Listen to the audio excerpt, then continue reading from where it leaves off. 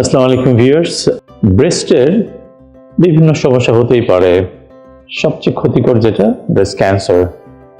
ইংল্যান্ডে এবছর থেকে প্রতি 7 জনের 1 জনের ব্রেস্ট ক্যান্সার হচ্ছে, যেটা কিনা গত বছর ছিল প্রতি 8 জনে 1 জন। তার মানে হচ্ছে ক্যান্সারটা ইনসিডেন্সটা বেড়ে যাচ্ছে। আর বাংলাদেশে এটার ব্যতিক্রম কিন্তু না। আমাদের কোনো ন্যাশনাল ডাটা নেই, ক্যান্সার রেজিস্ট্রি নেই এখন পর্যন্ত। স্পোরাডিকভাবে কয়েকটা হসপিটালে, যেরকম আমার ব্রেস্ট সেন্টারে কিছু ডাটা রয়েছে। গত 5 বছরে কিছু বেশি সময় ধরে যে ডাটা আমাদের হাতে আছে, তাতে আমরা যেটা পেয়েছি 1700টা ব্রেস্ট ক্যান্সার পেশেন্টের সমস্ত তথ্যপাত্র, এবং ওখানে যে বয়স ভিত্তিক যে ভ্যারিয়েশনটা, সেটা খুব ইন্টারেস্টিং, যেটা কিনা পশ্চিমা দেশের সাথে মিল খাচ্ছে না। তো ব্রেস্ট ক্যান্সারের চিকিৎসা কিভাবে ইনভেস্টিগেশন করা হবে, কি চিকিৎসা হবে, এবং এর সাথে কিছু কিছু ক্ষেত্রে কিন্তু কিছু ভ্যারিয়েশন বা পার্থক্য পশ্চিমা বিশ্বের সাথে থাকবেই। আমি বিলাতে 26 বছর কাজ করে এসেছি। আগে তো বাংলাদেশ আর বিলাত একসাথে কাজ করেছি, আর বছর আড়াই হলো নিরবিচ্ছিন্নভাবে দেশে অবস্থান করছি।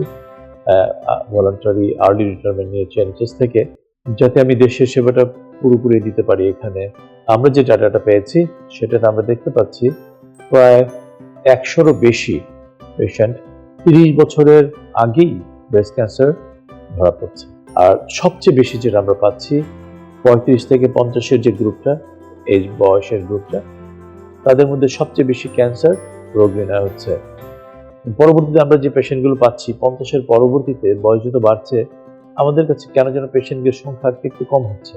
যদিও 1700 পেশেন্টের ডাটাটা অনেক বড় না, আমাদের অনেক larger scale detail evidence information লাগবে।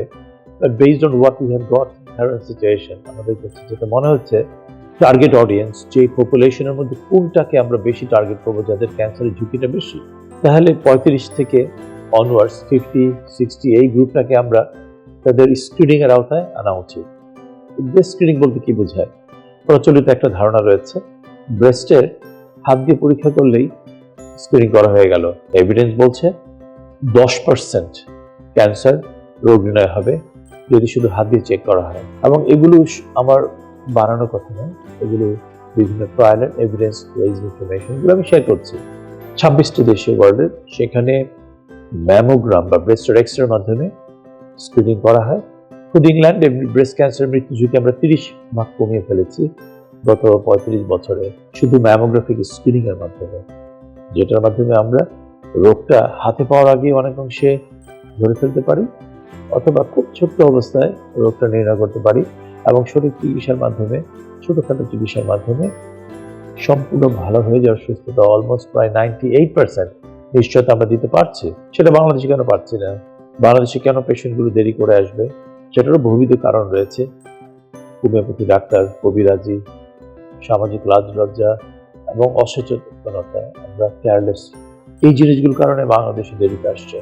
আমি ব্যক্তিগতভাবে সবচেয়ে বেশি পেশেন্ট দেখতে পাচ্ছি হোমিওপ্যাথি খেয়ে 1 বছর, 2 বছর, 3 বছর পর আসছে। ছোট একটা ক্যান্সার এত বড় একটা কলিফ্লাওয়ারের মতো, ফুলকপির মতো ঘানিয়ে ক্যান্সার নিয়ে আসছে, একেবারে অপারেবল স্টেজে নেই। এটা কেন হবে?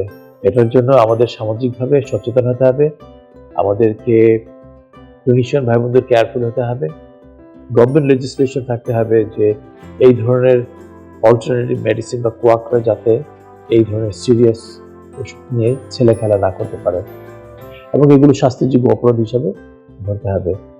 তো এই জিনিসগুলো আমাদের খেয়াল রাখতে হবে যে বাইরের দেশে স্ক্রিনিং করা হয় 47-50 থেকে, এবং অনেকে এই নিয়ে কোশ্চেনও করেন, আমরা 35 বছর থেকে ম্যামোগ্রাম স্ক্রিনিং কথা কেন বলছি, কোথেকে পেয়েছি? এটা আমাদের দেশের ডাটা অনুসারে আমরা যে এজ ভ্যারিয়েশনের যে ডিটেলসটা পেয়েছি, তাতে আমাদের কনক্লুশন হচ্ছে, আমাদের রিকমেন্ডেশন হচ্ছে 35 থেকে মেয়েদের ব্রেস্টের ম্যামোগ্রাম 1-2 বছর অন্তর অন্তর করতে হবে, যেটার মাধ্যমে আমরা ক্যান্সারটা হাতে পাওয়ার আগেই নির্ণয় করে ফেলতে পারবো এবং সঠিক চিকিৎসা দিতে পারবো।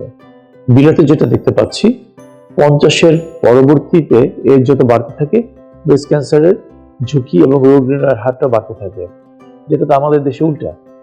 ইয়াং এজ ব্রেস্ট ক্যান্সারের হার অনেক বেড়ে যাচ্ছে, আমাদের সতর্ক হওয়ার বিশেষ প্রয়োজন। আমি যে এজ গ্রুপের কথা বললাম 35 থেকে, প্রতিটা মেয়ের কোনো ধরনের প্রবলেম থাকুক চা না থাকুক, নিয়মিতভাবে ম্যামোগ্রাম স্ক্রিনিং করা উচিত। আপনারা ভালো থাকবেন, সুস্থ থাকবেন এই কামনায়। আসসালামু আলাইকুম।